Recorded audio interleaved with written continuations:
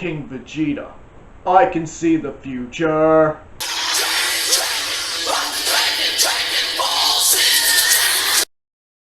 Hey guys, welcome to today's dose of What Ifery, and today we are going back to a what if I started, I think it was about a month ago now, and that is, what if Bardock stopped Freeza? What do I mean exactly? Well, what if Bardock actually managed to convince the Saiyans that Freeza spent all that time gathering in the one spot, unifying the Saiyan race, and ultimately stopping the evil Emperor from committing genocide on planet Vegeta. Now, for those of you who didn't see part 1, here's a quick recap. So, in order for this what if to work, I decided to combine elements from the Bardock, the Father of Goku TV special, with the events of Dragon Ball Minus, which is where we got the official introduction of Gine, the mother of Goku, and got to see a bit more of a more respected Bardock in a way, which I found that quite interesting. So, just like in the Bardock TV special, the whole battle on Kanasa happens, and Bardock and his team take over the planet, or conquer the planet in the name of Lord Freeza, and the last Kanassian standing gets that shot in on Bardock and gives him the gift of foresight. And this is where things from the Dragon Ball Minus start to sort of come in a little bit, because as when Bardock finally comes to, they get the order from Lord Freeza to return home to planet Vegeta, and because of that, we're not going to get the whole battle on that next planet, you know, where Dodoria shows up and wipes out Bardock's team. Frieza's already ordering them all back to the planet to destroy it, just like you see in Dragon Ball Minus or the Dragon Ball Super Broly movie. Those events start playing out. So Bardock comes to, and he's in the ship, and he's having his conversation with the main pilot, while the rest of his team are just sort of sitting there in the background, you know, doing their thing. And from there, that whole conversation about, oh, maybe Frieza's coming here to wipe us out, it is a possibility. And of course, his suspicions pretty much get confirmed when he starts having visions of Frieza actually destroying the planet. And of course, that other guy talking about how Frieza's men were asking about the legendary Super Saiyan and the Super Saiyan God pretty much goes straight into confirmation. And of course, Goku has his run-in with Gine, who convinces it's best to get Kakarot off the planet, and convinces her of the truth. Now, why are they sending Kakarot off the planet? They're going to mount a defense?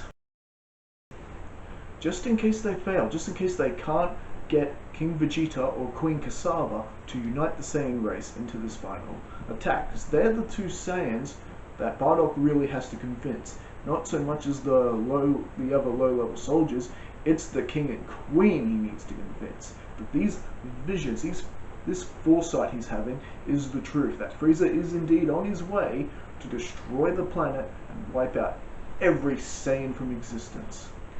And of course, after a little brief brawl with the Saiyan King and his elite guards, Bardock and his team are actually fighting him off pretty well. Remember, they're always going on dangerous missions and getting Zenkai boost and getting powered up. They're actually more than a match for King Vegeta's guards, and Bardock is actually holding his own against the king himself. But the fight gets broken up short when Queen Cassava gets between the two. Queen Cassava is more inclined to actually hear Bardock out. And of course, as we know, Raditz, Vegeta, and Nappa are off-world conquering another planet in the name of Lord Freeza, and of course they refuse the order to come back to the planet. So that's more elements from Dragon Ball Minus. So Vegeta's not being held captive on Frieza's ship, so that means King Vegeta's not running around trying to exterminate Frieza and liberate his son from Frieza's custody. Vegeta's off-world, sorry, and is safe. So what happens? Okay, so with a bit of talking and everyone else convincing King Vegeta that this is the truth and that Bardock's been having foresight. Remember, Bardock's got witnesses. They saw what the Canasta did to him. And Guinea, of course, was all believes him too. My king, if you do not listen to me, you will have doomed us all. Bottom line is, it doesn't take a lot to convince King Vegeta of what's going to happen. Okay, so let's say you're even telling the truth. Why should I believe you? Check your scouter. And of course, rest assured, Frieza and his minions are there. And of course, this Queen Cassava urges King Vegeta to trust Bardock. That it's best we unify all the Saiyans and get a defense going. And of course, this is where Bardock powers up an energy ball once all the Saiyans are unified in the one spot. The moment Frieza told all the Saiyans to assemble back on their home planet, Frieza has doomed himself. Now, as we know from King Kai's words, a full moon only happens every century on planet Vegeta. They don't have time to wait for a full moon, so Bardock powers up an energy ball, throws it into the air, and tells all the Saiyans present to look up. They all transform into the Great Ape Ozaru forms. And all of them together fire a combined ki blast directly at Frieza's ship, just as Frieza himself is powering up his energy attack to throw it at planet Vegeta. Now the combined power of all that Saiyans completely overwhelms the power Frieza's using, especially in his first form. And by the time Frieza realizes what's going on, he can't transform into his final form in time in order to defend himself from the blast. Frieza is obliterated. Damn you, monkeys! Ah! The ship, so Zarbon, Dodoria, anyone else unfortunate to be on that ship at the time, has been wiped out. Well, the Saiyans were not wiped out this time around. So now we fast forward, Kakarot has landed on Earth, but strangely enough, Prince Vegeta, Nappa, and Raditz haven't come back yet. It's been a few months since, and since then Bardock has actually gotten quite a big promotion since then, being declared the savior of the Saiyans. And Bardock, he's not really interested in joining the elite. He's not the Saiyan elite. He urges King Vegeta to let him be in charge of training up the lower class. Now the lower class, they go on more of the grunt.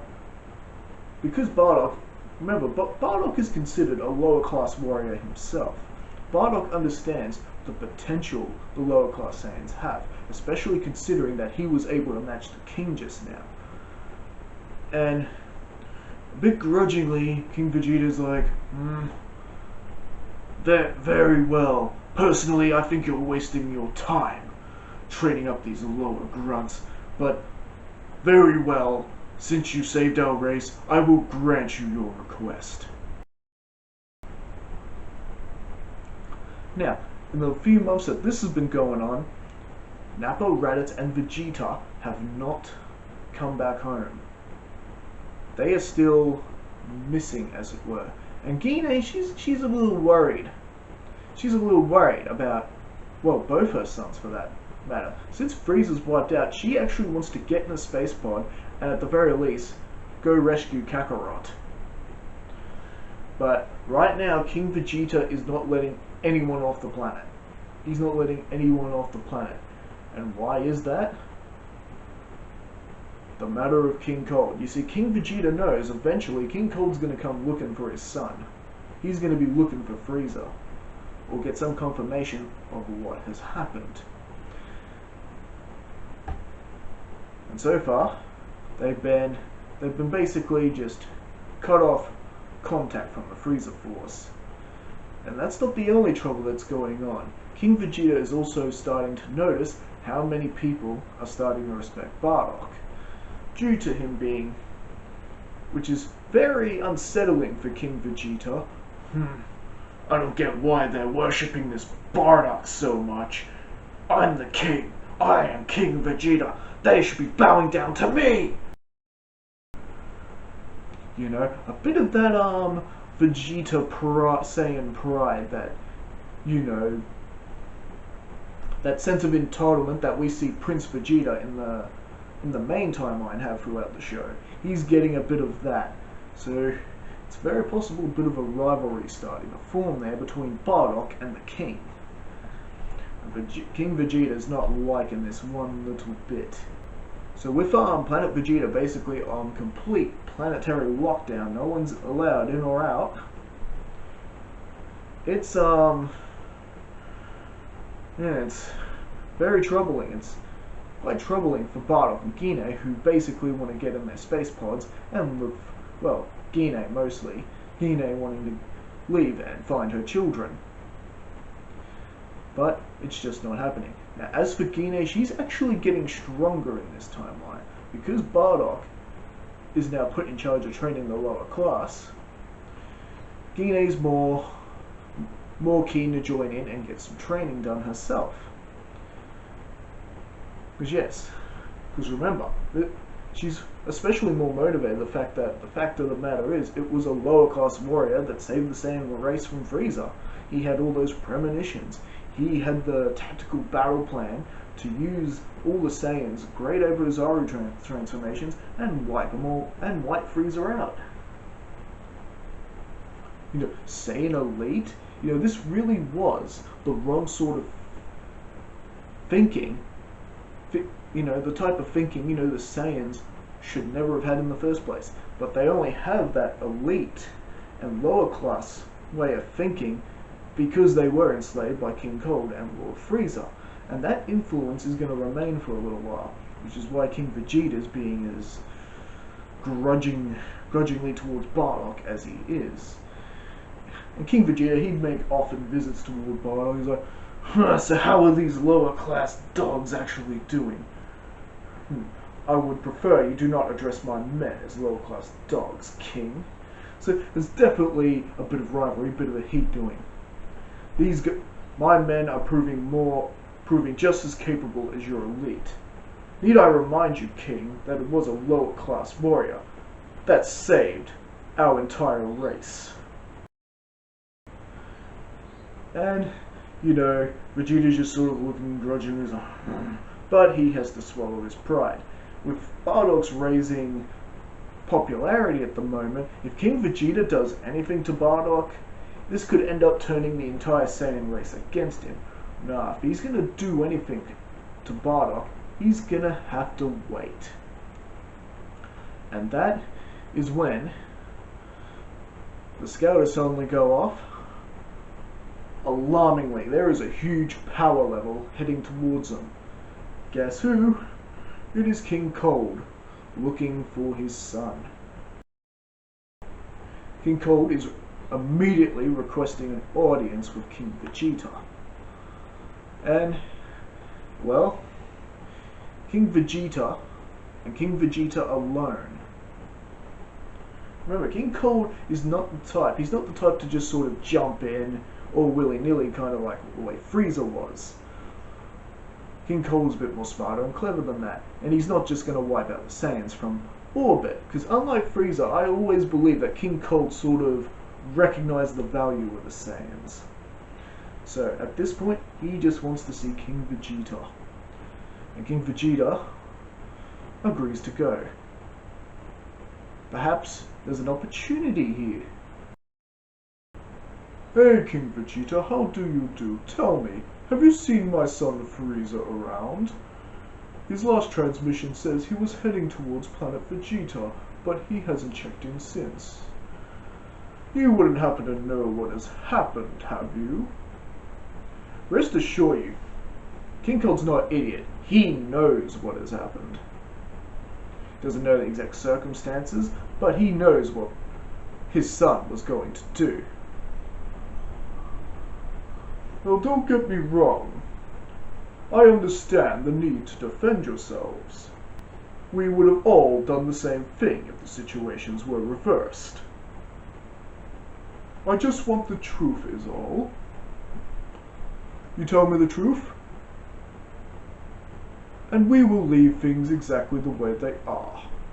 But if you don't, I will destroy you and your entire Saiyan race. And so King Vegeta, he was thinking about full-on lying to the king. You know, pretty much making up the same sort of story Frieza would have made up for wiping out the Saiyans. You know, the whole meteorite thing.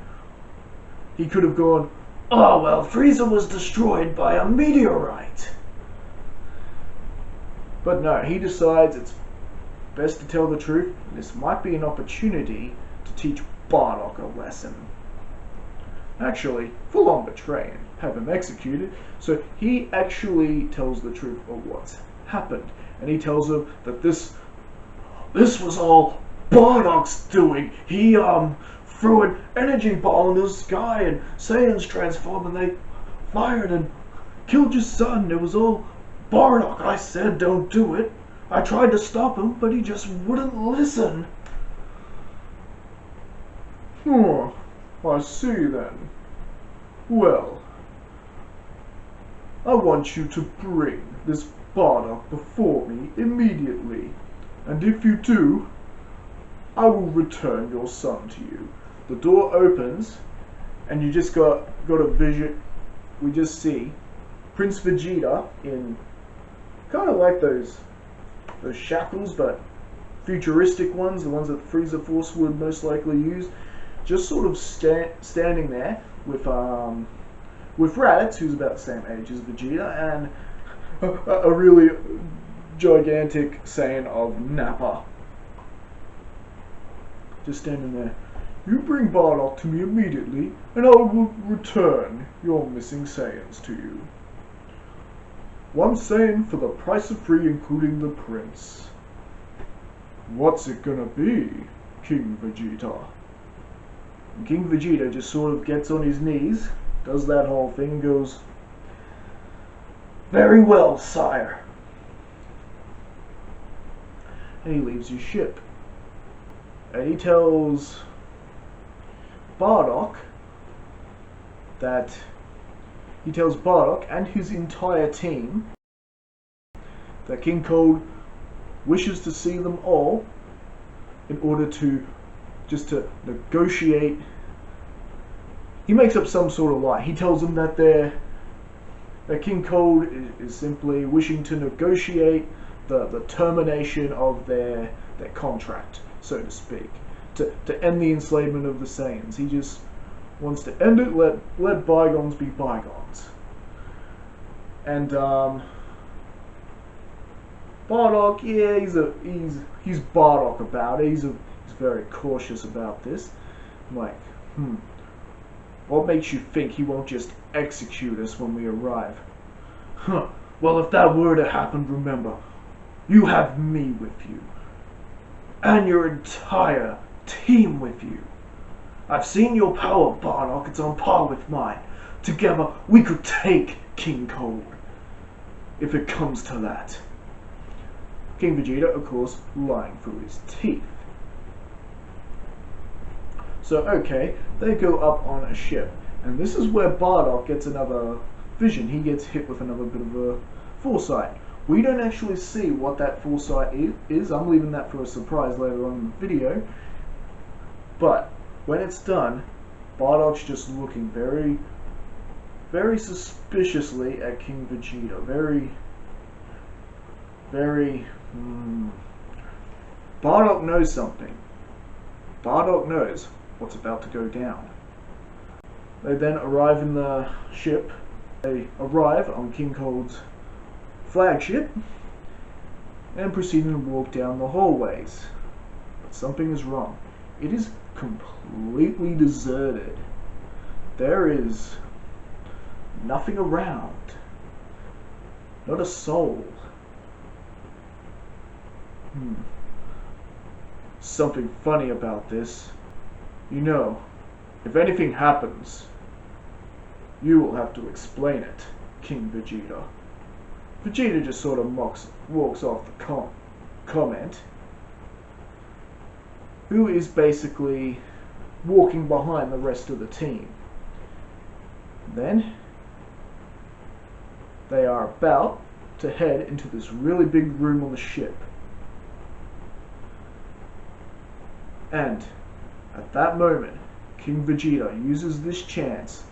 He's holding his arm up. He's ready to fire a powerful ki blast right into Bardock's back and end him.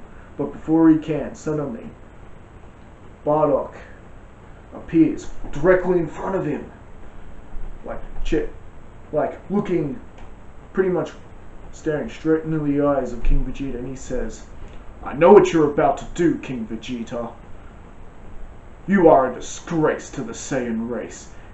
Grabs him by the arm, and he's just twisting his arm, snapping Vegeta's wrist. Ah! How dare you betray the Saiyan race like this? And something is happening. Bardock is really furious and angry. He can't believe the cowardice of King Vegeta. That after what they just did to free the Saiyan race from Frieza's grip, that he would just throw it away just so things could get back to normal. You have never seen Bardock this furious. Remember the training with the low class, he's made stronger. It is Super Saiyan time for Bardock. He is that angry. The hair goes from black, it's sticking up. It goes from black to yellow. Bardock has transformed into a Super Saiyan. What? Impossible! That power is reserved for the elite! It should be mine! Goodbye, Your Majesty, Bardock says, and fires a ki blast, obliterating King Vegeta. And then we see in that room they are suddenly surrounded by the entire Ginyu Force. Just remember, Ginyu Force wasn't on Frieza's ship. The Ginyu Force did indeed survive. They were on Frieza Planet 1, or I guess King Cold Planet 1 in this particular case. And the battle is quite a fierce one. It's quite a fierce one, but with Bardock's Super Saiyan powers, no one can even touch him. And he just obliterates them all. Trying not to blow portholes in the ship and whatnot, but he's just obliterated them all. Bardock does indeed rescue Prince Vegeta, along with his son and Nappa, of course, and he orders everyone to get off the ship. Everyone, get off the ship now. King Cold is mine. He's flying around, he's got these nice Super Saiyan glow, and this is when he becomes face to face with King Cold, and I think that is where we're going to leave things for now in this discussion. So, let me know in the comments, did you like this What If? Do you like where I'm going with this What If Bardock stopped Frieza story? Do you reckon, will Bardock, now with his awakened Super Saiyan power, be able to put an end to King Cold? Will he truly free the Saiyan race? Well, I guess we'll find out next time in the next discussion. Please like and subscribe for more content on my YouTube channel, and of course if you really want to support the channel, don't forget to check out my Teespring store where you can get t-shirts like this one. So you can rise above anything, Ryan Melrose t-shirt, and you never know, they just might keep checking on the store for updates, because you never know when I might just do a t-shirt based on the content of this video. So yeah, definitely keep an eye out for those, and I will see you guys in the next video. Alright, catch you later and take care of yourselves.